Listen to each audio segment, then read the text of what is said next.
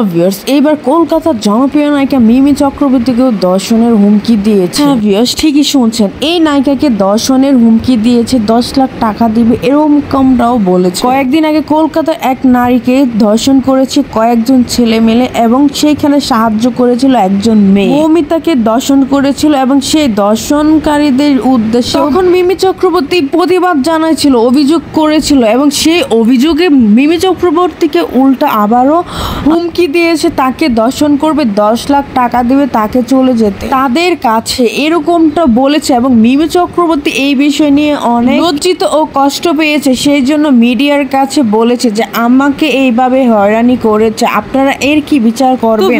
আমরা যারা নর্মাল নারীরা আছি, যারা আমাদেরকে চিনেই না, তাদের কি অবস্থা হবে? আর এই নায়িকা তো একজন নায়িকা যাকে সবাই চিনে, এই নায়িকাকেও সরাসরি হুমকি দিয়েছে। তাহলে এখনকার দর্শন যারা করে তাদের এতটাই সাহস, এদের বিচার চাই আমরা সবাই মিলে। ভিউয়ার্স, আপনাদের মতামত কিছু থাকলে কমেন্ট করে জানান। আমার চ্যানেলে প্রথমবার হয়ে থাকলে অবশ্যই একটা সাবস্ক্রাইব করে রাখুন। ধন্যবাদ।